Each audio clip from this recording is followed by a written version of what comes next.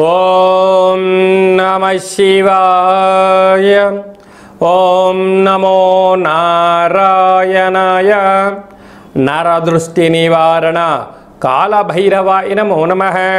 అతిక్రూర మహాకాయ కల్పాంతర దహనోపమ శ్రీ అష్టకాల భైరవ దేవతాభ్యో నమో నమః.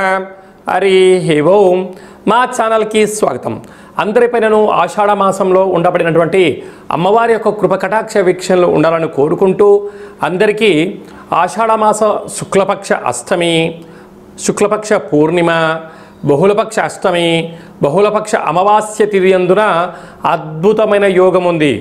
గురువారం పుష్యమీ నక్షత్రం, అలాగనే పునర్వసు నక్షత్రంతో కూడుకున్నటువంటి గురు పుషార్క యోగ అమావాస్య సందర్భంగా ఎలాంటి విధి విధానం పాటించడం వలన అద్భుత యోగం కలుగుతుందో తెలుసుకుందాం. 1/7/2025 నుండి 31/7/2025 వరకు పుట్టినటువంటి వారందరికీ కూడా ముందస్తుగా జన్మదిన శుభాకాంక్షలు. గతంలో వివాహం చేసుకున్న వారికి వివాహ వార్షికోత్సవ శుభాకాంక్షలు. ద్వాదశ రాశుల్లో గ్రహ గమనాల్ని ఒకసారి వీక్షింపచేద్దాం. వృషభ రాశిలో శుక్రుడు నక్షత్రకారకుడు, మిథున రాశిలో రవి గురు సంచార స్థితి, కర్కాటక రాశిలో బుధ సంచార స్థితి, సింహరాశిలో కుజుడు మరియు కేతు సంచార స్థితి, కుంభరాశిలో రాహు సంచార స్థితి, మీనరాశిలో శని భగవానుడి సంచార స్థితితో ద్వాదశ రాశుల్లో గ్రహ గమనాలు ఈ విధంగా ఉన్నాయి. మిథున రాశిలో ఉండబడిన వారందరికీ కూడా ఆషాఢ మాసంలో గ్రామ దేవతల కులదేవతల ఆశీస్సులు ఎలా పొందాలో ఈ వీడియోలో సవివరంగా సంపూర్ణంగా తెలుసుకుందాం. మిథున రాశిలో ఏ నక్షత్రాలు వస్తానగా మృగశిర నక్షత్రంలోని 3వ పాదం, 4వ పాదం, ఆరుద్ర నక్షత్రంలోని 4 పాదాలు, పునర్వసు నక్షత్రంలోని 1, 2, 3 పాదాలను కలిపితే మిథున రాశి. రాశాధిపతి బుధ భగవానుడు.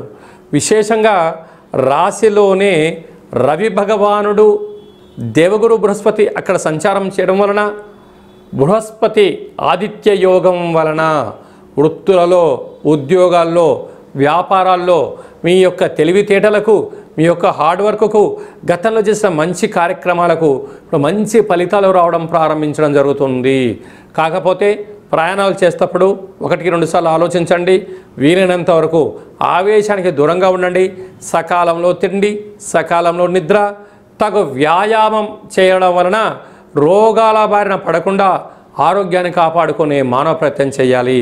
2వ స్థానంలో బుధుడు జలరాశిలో ఉండడం వలన విదేశాలకు వెళ్ళాలి, విదేశీయులకు ఉత్పత్తులు అమ్మాలి, విదేశాల నుంచి ఎక్స్పోర్ట్స్ అండ్ బిజినెస్ చేయాలి అనుకునే వారికి ఇది చాలా మంచి కాలంగా భావించగలగాలి.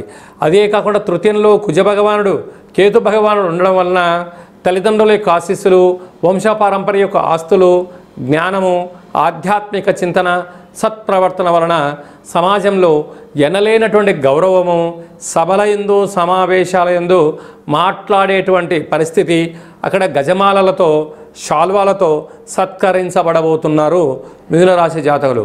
భాగ్యస్థానంలో రాహు సంచారం చేయడం వలన భార్యాభర్తల మధ్య అన్యూన్యంగా ఉండడం వలన పెట్టుబడులు, వ్యాపారాలు అఖండంగా కలిగి ఉన్నతమైన స్థిరచరాస్తులు కూడా సొంతం చేసుకోబోతున్నారు.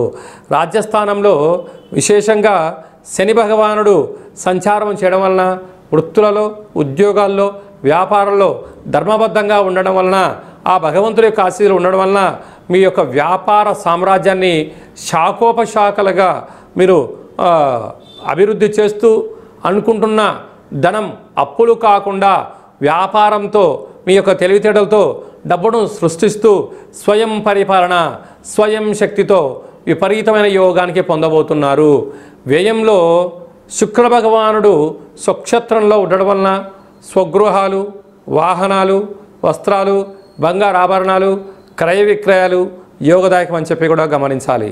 అలాగనే స్వయం వృత్తులు, సేవా రంగాలు, మార్కెటింగ్ రంగంలో ఉండబడిన వారు, నీటి వ్యాపారస్తులు, హోటల్ వ్యాపారస్తులు, అలాగనే గృహ భవన నిర్మాణ కార్యక్రమాన్ని ఆచరింపజేసే వారందరూ అమ్మవారి యొక్క ఆశీస్సులు ఎలా పొందగలగాలి అన్నట్లయితే గ్రామ దేవతలను స్మరించడం, ధ్యానించడం, కులదేవతలకు దండం పెట్టుకోవడం, ఆకుపచ్చ రంగు కలిగినటువంటి వస్త్రంని కానీ, లేకుంటే ఎరుపు రంగు కలిగిన వస్త్రాన్ని కానీ, ఈ రెండూ కుదరకపోతే పసుపు రంగు వస్త్రం కలిగినటువంటి అమ్మవారికి వస్త్రాన్ని, గాజులను పసుపుతో అర్చన చేయించి 10 మందికి ప్రసాదాన్ని మీరు అరటిపళ్ళను కానీ పులిహోరను కానీ పంచగలిగినట్లయితే సకల ఐశ్వర్యం కలిగి విపరీతమైన రాజయోగము మిథున రాశి వారి సొంతం కాబోతుందని చెప్పి కూడా గమనించాలి.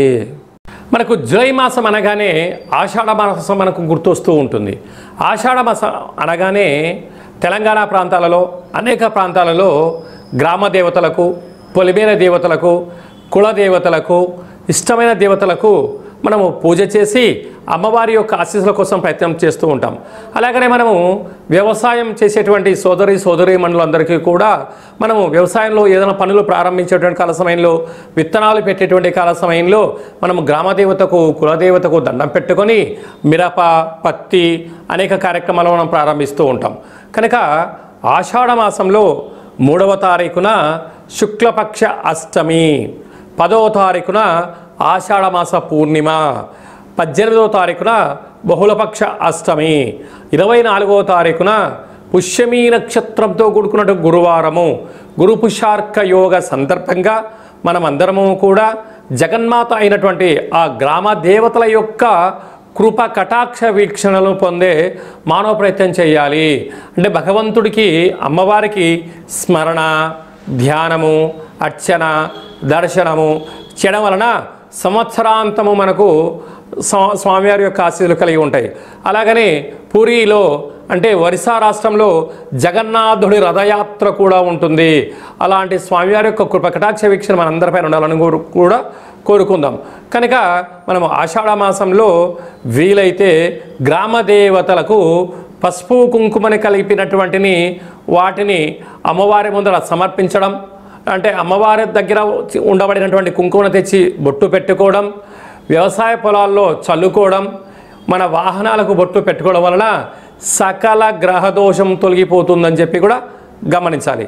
కనుక మనము 24వ తారీఖున పుష్యమీ నక్షత్రంతో కూడుకున్నటువంటి అమావాస్య అవ్వడం వల్ల తెల్ల జిల్లెడి వృక్షం దగ్గర ప్రదక్షిణ చేయడం, దీపాన్ని పెట్టడం, అలాగ వేరును తీసుకొచ్చి ఇంట్లో పెట్టుకోవడం వలన గురు పుష్యార్క యోగము రోజున శ్రీ శ్వేతార్క గణపతి స్వామి ఆశీస్సులు కలిగి సకల శుభం ఐశ్వర్యం కలిగి మనతో పాటు రాబోయే 7 తరాల వారికి అద్భుతమైన ఐశ్వర్య యోగం కలుగుతుందని చెప్పి గమనించాలి. ఎలా తీసుకోవాలి ఇంకా తన విషయాలను ఈ కింద మనం సంప్రదిస్తే తెలియజేయడం జరుగుతుంది. ఈ యొక్క పాత్రను మనం గమనించినట్లయితే ఈ యొక్క పాత్ర కంచు పాత్ర అంటారు. కంచు మోగినట్టు కనకంబు మోగదు గధరా సుమతి అని చెప్పి మనకు సుమతి శతకంలో చెప్పడం జరుగుతుంటుంది. ఇలాగా ఓం కాలభైరవాయ నమో నమః అనేటువంటి మంత్రాన్ని ఉచ్చరిస్తూ ఇలా 12 సార్లు తిప్పడం వలన సకల గృహంలో ఉండబడినటువంటి ఐశ్వర్యం, ఆనందం, విద్యార్థులకు విద్య వశీకరణ, ఉద్యోగస్తులకు ప్రమోషను, వ్యాపారస్తులకు జనాకర్షణ, ఏదైనా పనులు చేయాలనుకున్న వారికి నరదృష్టి తొలగిపోతుందని చెప్పి గమనించాలి. ఈ పాత్రతో పాటు కాళభైరవ స్వామి యొక్క పూజ 20 రకాల వస్తువులతో దిష్టి తీయించి మీకు అందజేయడం జరుగుతుంది. కనుక ఈ కింద నెంబర్ సంప్రదించి అక్షయ పాత్రను సొంతం చేసుకుందాం, ఐశ్వర్యానికి స్వాగతం పలుకుదాం. అలాగనే మీ వ్యక్తిగత జాతకం తెలుసుకోవాలనుకుంటున్నారా? మీ యొక్క పేరు, పుట్టినటువంటి తేదీ, నెల, సంవత్సరం రాసి పుట్టినటువంటి సమయం రాసి పంపించినట్లయితే 100 సంవత్సరాల జాతకాన్ని రాసి పంపించి పుట్టినప్పుడు గ్రహ గమనాలు ఎలా ఉన్నాయి, ప్రస్తుతం ఎలా ఉంటున్నాయి, రాబోయే కాలం ఎలా ఉంటున్నాయో మీకు తెలియజేసే ప్రయత్నం జరుగుతుందని చెప్పి గమనించాలి. డేటా బర్త్లు లేనటువంటి వారికి పేరు యొక్క మొదటి అక్షరాన్ని అనుసరిస్తూ రాశిని తెలియజేస్తూ గ్రహస్థితిని తెలియజేస్తూ రమణ శాస్త్రం ద్వారా అనగా గవళ ద్వారా భూత భవిష్యత్ వర్తమానాన్ని తెలియజేయడం జరుగుతుందని చెప్పి కూడా గమనించాలి. కనుక జాతకాన్ని తెలుసుకుందాం, జీవితంలో ఉన్న అడ్డంకుల్ని తొలగించుకుందాం, ఐశ్వర్యానికి ఆనందానికి స్వాగతం పలుకుదాం. ఈ కింది నెంబర్ సంప్రదించి అపాయింట్మెంట్ తీసుకొని సంప్రదించగలరు. అందరికీ శుభం, జయం, లాభం కలను కోరుకుంటూ అమ్మవారి యొక్క కృప కటాక్ష వీక్షణ అలాగా పూరిలో జగన్నాథుడి రథయాత్ర ఆశీస్సులు ఉండాలని కోరుకుంటూ ఆశీర్వచనం. శతమానం భవతి శతాయు పురుష సతేంద్రియ ఆయుష్యేవేంద్రియే ప్రతిష్టతి. ఈ వీడియో మీకు నచ్చినట్టయితే లైక్ చేయండి, షేర్ చేయండి. అందరికన్నా మీ వ్యక్తిగత జాతకం ముందుగా తెలుసుకోవాలి అనుకుంటున్నట్లయితే మా ఛానల్ని సబ్స్క్రైబ్ చేసుకొని అలాంటి బటన్ని కూడా తెలియచేయండి. ఈ భక్తి సమాచారాన్ని భగవద్బంధులకు, మిత్రులకు చేరవేసి హిందూ ధర్మాన్ని కాపాడండి.